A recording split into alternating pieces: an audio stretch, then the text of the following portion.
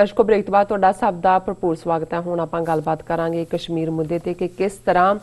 6 ਮਹੀਨੇ ਤੋਂ ਜ਼ਿਆਦਾ ਜੋ ਕਸ਼ਮੀਰੀਆਂ ਦੇ ਉੱਪਰ ਜ਼ੁਲਮ ਹੋ ਰਹੇ ਨੇ, ਜੋ ਮੁਸਲਮਾਨ ਦੇਸ਼ ਨੇ ਉਹ ਬਿਲਕੁਲ ਵੀ ਆਵਾਜ਼ ਨਹੀਂ ਚੁੱਕ ਰਹੇ ਔਰ ਨਾ ਹੀ ਇਮਰਾਨ ਖਾਨ ਹੋਰਾਂ ਜੀ ਦਾ ਕੋਈ ਸਾਥ ਦੇ ਰਿਹਾ, ਖਾਸ ਕਰਕੇ ਸਾਊਦੀ ਅਰੇਬੀਆ। ਸੋ ਇਸ ਉੱਪਰ ਆਪਾਂ ਗੱਲਬਾਤ ਕਰਨ ਜਾ ਰਹੇ ਹਾਂ। ਸੋ ਅਸੀਂ ਚਾਹਾਂਗੇ ਕਿ ਤੁਸੀਂ ਸਾਡੇ ਨਾਲ ਇਸੇ ਤਰ੍ਹਾਂ ਹੀ ਬਣੇ ਰਹਿਣਾ। ਥੈਂਕ ਯੂ ਸੋ ਮਚ ਜੀ। ਡਾਕਟਰ ਸਾਹਿਬ ਕੀ ਕਹਿਣਾ ਚਾਹੋਗੇ? देखो ज़ाहिर है मैं बहुत वार जी अंदरूनी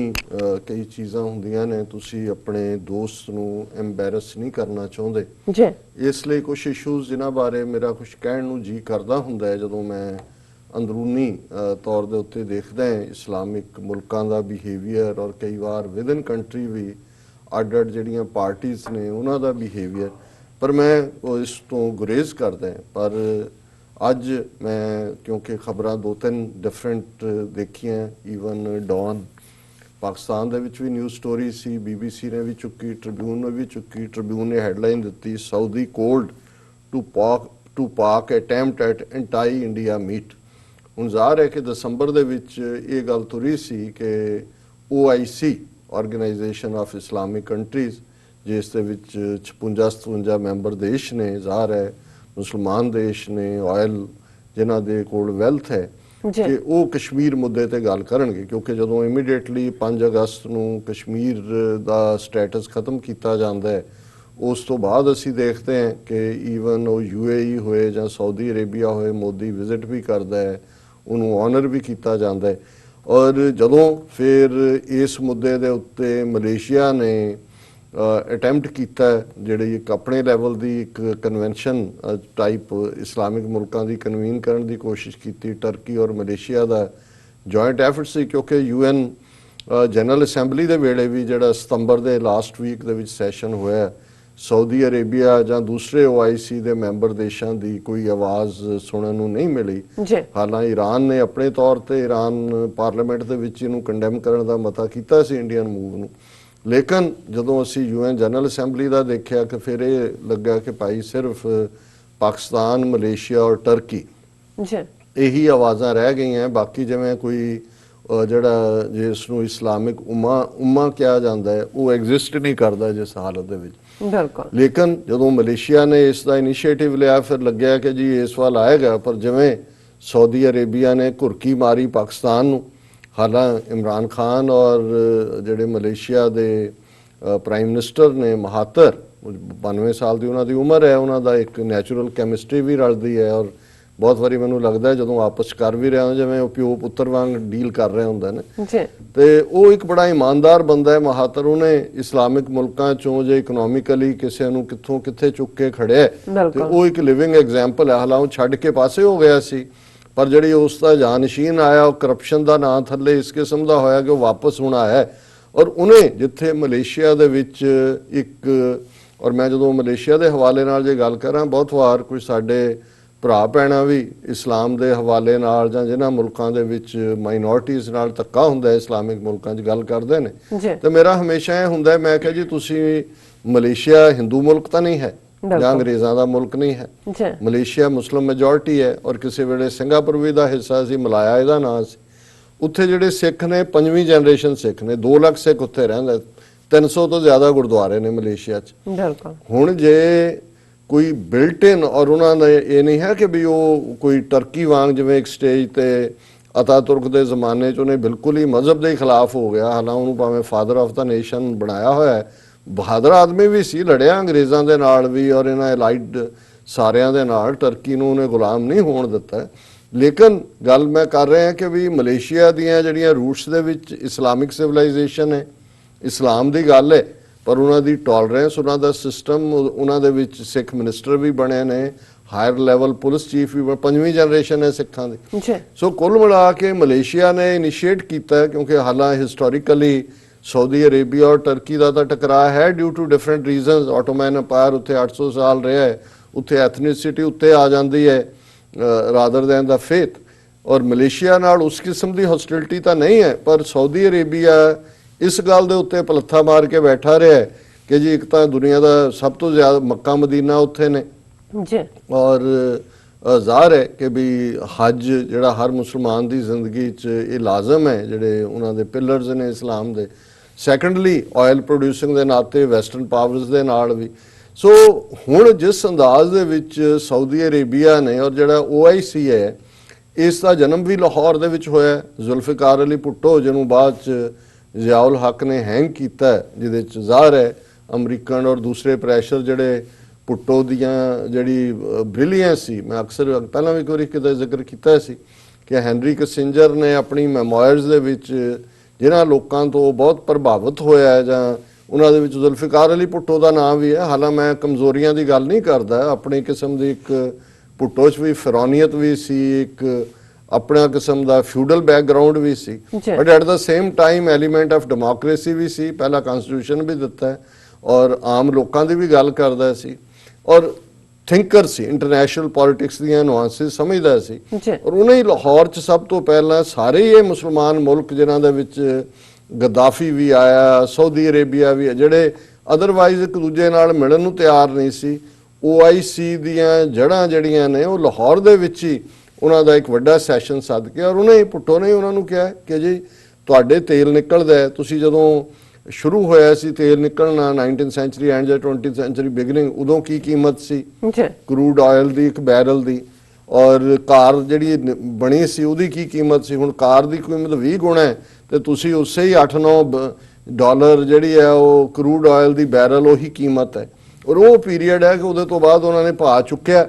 ਤੇ ਨਤੀਜਾ ਇਹ ਸੀ ਕਿ ਅਮਰੀਕਾ 'ਚ 4-4 ਮੀਲ ਲੰਮੀਆਂ ਲਾਈਨਾਂ ਜਿਹੜੀਆਂ ਨੇ 1970 'ਚ ਲੱਗੀਆਂ ਹੁੰਦੀਆਂ ਸੀ। ਦੈਟ ਇਜ਼ ਵੈਨ ਇਹਨਾਂ ਨੇ ਦੇਖਿਆ ਕਿ ਵੀ ਇਹ ਤਾਂ ਇੱਕ ਖਤਰਨਾਕ ਕੰਮ ਹੈ। ਫਿਰ ਉਹਨਾਂ ਨੇ ਭੁੱਟੋ ਨੂੰ ਵੀ ਟੈਕਲ ਕੀਤਾ ਵੀ ਕਿਵੇਂ ਕਰਨਾ ਹੈ। ਪਲੱਸ ਉਹਨਾਂ ਨੇ ਫਿਰ ਇਹ ਜੇ ਅੱਜ ਅਸੀਂ ਬਹੁਤ ਵਾਰ ਦੇਖਦੇ ਹਾਂ ਕਿ ਜੀ ਇਹ ਮੁਸਲਮਾਨ ਮੁਲਕ ਇਕੱਠੇ ਕਿਉਂ ਨਹੀਂ ਹੁੰਦੇ, ਜਾਂ ਸਾਡੇ ਇੱਕ ਵਿਊਅਰ ਨੇ ਜਿਵੇਂ ਚਿੱਠੀ ਲਿਖੀ ਹੈ ਜੀ ਸਿੱਖ ਪੰਜਾਬ ਬਹੁਤ ਡਿਵਾਈਡਡ ਨੇ ਧਰਮ ਦੇ ਨਾਂ ਤੇ ਜਾਂ ਦੂਜੇ, ਇਹ ਫਿਰ ਡਿਵਾਈਡ ਕੀਤੇ ਜਾਂਦੇ ਨੇ ਕਿਉਂਕਿ ਜਿਨ੍ਹਾਂ ਨੇ ਜੇ ਤੁਹਾਡੇ ਕੋਲ ਆਇਲ ਦੀ ਦੌਲਤ ਨਾ ਹੁੰਦੀ, ਦੁਨੀਆ ਦਾ 65-70% ਆਇਲ ਮੁਸਲਮਾਨ ਮੁਲਕਾਂ ਕੋਲ ਨਾ ਹੁੰਦਾ ਤੇ ਇਵੇਂ ਉਹ ਜਿਹਨੂੰ ਕਹਿੰਦੇ ਨੇ ਕਿ ਫਾੜੀ ਨਾ ਕੀਤਾ ਹੁੰਦਾ, ਕਿਉਂਕਿ ਇਹ ਫਿਰ ਨੀਤੀ ਹੈ ਵੀ ਕਿਹਨੂੰ ਕਿੱਥੇ ਰੱਖਣਾ ਹੈ, ਕਿਹਨੂੰ ਜੇ ਕੋਈ ਯੂਨੀਫਾਈਂਗ ਬੰਦਾ ਆ ਜਾਏ ਉਹਨੂੰ ਕਿਵੇਂ ਆਈਸੋਲੇਟ ਕਰਨਾ ਹੈ। ਆਇਤੁੱਲਾ ਖਮੀਨੀ ਕਿਵੇਂ ਫਿਰ ਇਰਾਕ ਹੀ ਜਿਹੜਾ ਸਦਾਮ ਹੁਸੈਨ ਇਹਨਾਂ ਦਾ ਸੀ 9 ਸਾਲ ਉਹਨਾਂ ਦੇ ਗਲ ਪਵਾ ਛੱਡਿਆ, ਮਿਲੀਅਨ ਬੰਦਾ ਉਹਨਾਂ ਦਾ ਮਰਿਆ, ਇੱਧਰ ਮਰਿਆ ਜਿਹੜਾ, ਔਰ ਇਹੀ ਹਾਲ ਹੋਣਾ ਜੇ ਹੁਣ ਕੋਈ ਤਾਕਤ ਉਭਰਨਾ ਚਾਹੁੰਦੀ ਹੈ ਤੇ ਉਸ ਨੂੰ ਕਿਵੇਂ ਕ੍ਰਸ਼ ਕੀਤਾ ਜਾਂਦਾ ਹੈ, ਨੈਗੇਟ ਕੀਤਾ ਜਾਂਦਾ। ਸੋ ਮੈਂ ਸਮਝਦਾ ਵੀ ਇਹ ਇੱਕ ਅੱਛਾ ਅਟੈਂਪਟ ਸੀ ਕਿ ਭਾਈ ਇੱਕ ਬਿਲਡ ਕਰੋ ਇੱਕ ਲਾਈਨ ਤਾਂ ਕਿ ਕਸ਼ਮੀਰ ਦਾ ਮੁੱਦਾ ਹੋਏ, ਦੁਨੀਆ ਦੇ ਬਾਕੀ ਮੁਸਲਮਾਨਾਂ ਦਾ ਹੋਏ, ਇਹਨਾਂ ਨੂੰ ਹੱਲ ਕੀਤਾ ਜਾਏ। ਪਰ ਸਾਊਦੀ ਅਰੇਬੀਆ ਦੀ ਘੁਰਕੀ ਦੇ ਥੱਲੇ ਕਿਉਂਕਿ ਪਾਕਿਸਤਾਨ ਦੀ ਆਪਣਾ ਅਜੇ ਵੀ ਡਿਪੈਂਡੈਂਸ ਹੈ ਆਇਲ ਲਈ ਵੀ ਦੂਜੇ ਲਈ ਵੀ, ਪਾਕਿਸਤਾਨ ਨੇ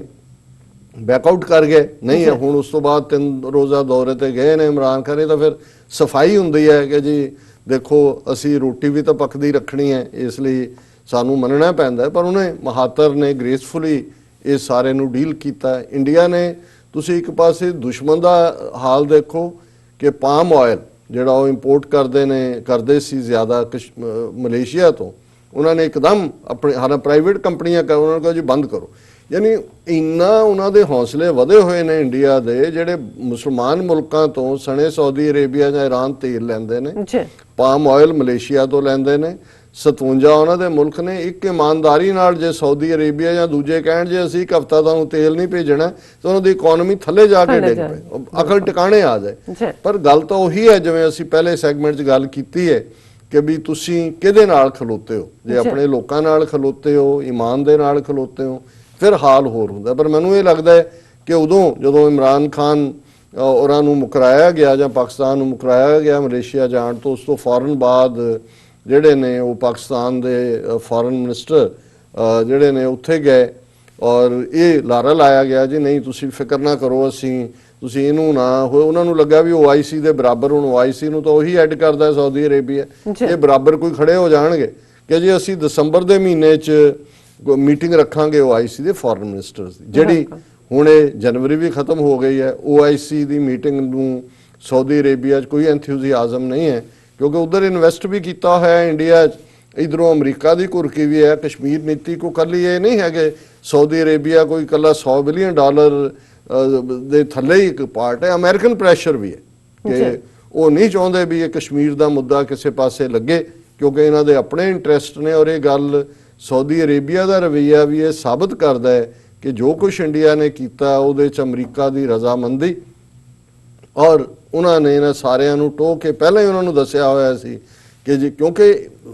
ਹੁਣ ਤੱਕ ਸਾਊਦੀ ਅਰੇਬੀਆ ਦੀ ਕਸ਼ਮੀਰ ਬਾਰੇ ਨੀਤੀ ਸਪਸ਼ਟ ਰਹੀ ਹੈ, right of self determination, UN ਰੈਜ਼ੋਲੂਸ਼ਨਸ। ਔਰ ਇਹ ਜਿਹੜੀ ਖਬਰ ਸਾਊਦੀ ਕੋਰਟ ਨੂੰ ਪਾ ਕੇ ਅਟੈਂਪਟ ਹੈ, ਇਸ ਦੇ ਵਿੱਚ ਬੜਾ ਕਲੀਅਰ ਹੈ ਕਿ ਵੀ ਜਿਹੜਾ ਸਾਊਦੀ ਅਰੇਬੀਆ ਦਾ ਕੋਈ ਇੰਟਰਸਟ ਨਹੀਂ ਹੈ ਇਸ ਜਿਹੜਾ 57 ਮੈਂਬਰੀ OIC ਦੀ ਇਹਦੇ ਵਿੱਚ ਮੀਟਿੰਗ ਰੱਖਣ ਦਾ। ਔਰ ਇਸ ਸਾਰੇ ਦੇ ਨਾਲ ਹੀ ਈਵਨ BBC ਨੇ ਇੱਕ ਸਟੋਰੀ ਕੀਤੀ ਹੈ ਇਹਦੇ ਤੇ ਕਿ ਇਮਰਾਨ ਖਾਨ ਦਾ ਕਸ਼ਮੀਰ ਮੁੱਦੇ ਤੇ ਮੁਸਲਮਾਨ ਦੇਸ਼ ਸਾਥ ਕਿਉਂ ਨਹੀਂ ਦੇ ਰਹੇ। ਸੋ ਉਹਦੇ 'ਚ ਵੀ ਇਸ ਨੂੰ ਹੀ ਸਾਰਿਆਂ ਨੂੰ ਰਲਾ ਮਿਲਾ ਕੇ ਡਿਸਕਸ ਕੀਤਾ। ਸੋ ਇੱਕ ਪਾਸੇ ਤੇ ਇਹੀ ਸਾਊਦੀ ਅਰੇਬੀਆ ਹੈ ਜਿਹਨੇ ਕਿੰਨੀ ਮਨੀ ਫੰਡ ਕੀਤੀ ਜਾਂ ਪੰਪ ਕੀਤੀ ਪਾਕਿਸਤਾਨ ਦੇ ਵਿੱਚ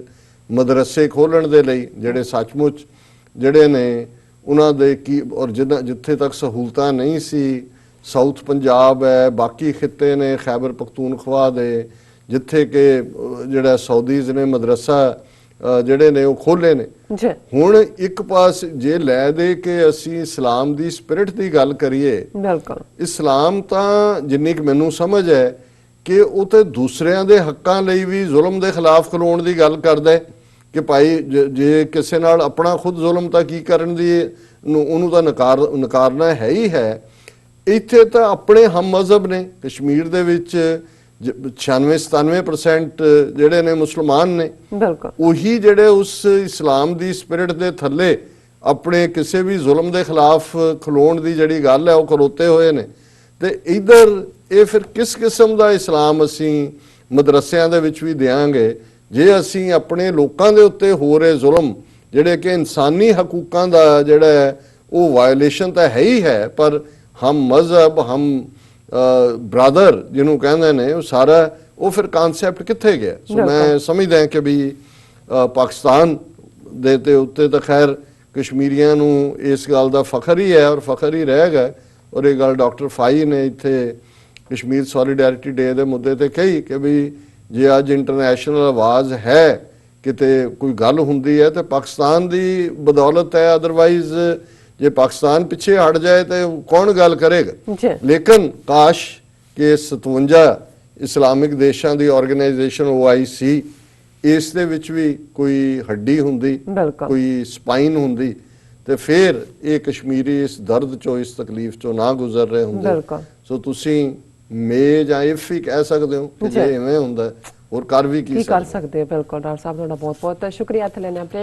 ਬ੍ਰੇਕ ਤੋਂ ਪਹਿਲਾਂ ਅਸੀਂ ਆਪਣੇ ਦਰਸ਼ਕਾਂ ਨੂੰ ਫਿਰ ਦੁਬਾਰਾ ਅਪੀਲ ਤੇ ਬੇਨਤੀ ਕਰ ਦਈਏ ਵਿਊਅਰਸ, ਜਿਸ ਤਰ੍ਹਾਂ ਕਿ ਤੁਸੀਂ ਜਾਣਦੇ ਹੋ ਕਿ TV 84 ਮਨੁੱਖੀ ਹੱਕਾਂ ਦਾ ਪਹਿਰੇਦਾਰ ਹੈ। TV 84 ਸਿੱਖਾਂ, ਕਸ਼ਮੀਰੀਆਂ ਤੇ ਭਾਰਤ ਦੀਆਂ ਨਾਰਥ ਈਸਟ ਸਟੇਟਾਂ ਦੇ ਲੋਕਾਂ ਦੇ ਸਵੈ-ਨਿਰਣੇ ਦੇ ਹੱਕਾਂ ਦਾ ਹਾਮੀ ਹੈ। ਅਸੀਂ ਚਾਹਾਂਗੇ ਕਿ ਤੁਸੀਂ TV 84 ਦੀ ਵੱਧ ਤੋਂ ਵੱਧ ਮਾਈਕ ਸਹਾਇਤਾ ਕਰੋ। ਤੁਸੀਂ ਆਪਣੀ ਮਾਈਕ ਸਹਾਇਤਾ ਸਾਡੀ ਵੈਬਸਾਈਟ tv84.tv ਤੇ ਜਾ ਕੇ ਪੇਪਲ ਦੀ ਵਰਤੋਂ ਕਰਕੇ ਵਨ ਟਾਈਮ ਡੋਨੇਟ ਕਰ ਸਕਦੇ ਹੋ, ਮੰਥਲੀ ਡੋਨੇਟ ਵੀ ਕਰ ਸਕਦੇ ਹੋ। ਤੁਸੀਂ TV 84 ਦੇ ਨਾਮ ਤੇ ਚੈੱਕ ਬਣਾ ਕੇ ਸਾਨੂੰ ਮੇਲ ਵੀ ਕਰ ਸਕਦੇ ਹੋ। ਸਾਡੇ ਇਸ ਪਤੇ ਤੇ 36-01 37th Avenue, Long Island City, New York 11101 USA, ਜਾਂ ਫਿਰ ਤੁਸੀਂ ਸਾਨੂੰ ਫੋਨ ਰਾਹੀਂ ਵੀ ਸੰਪਰਕ ਕਰ ਸਕਦੇ ਹੋ। ਸਾਡੇ ਫੋਨ ਨੰਬਰ ਤੇ 5164060694। Thank you so much viewers. ਤੁਸੀਂ ਕਿਤੇ ਨਹੀਂ ਜਾਣਾ, ਮਿਲਦੇ ਹਾਂ ਆਫਟਰ ਦਿਸ ਸ਼ਾਰਟ ਬ੍ਰੇਕ।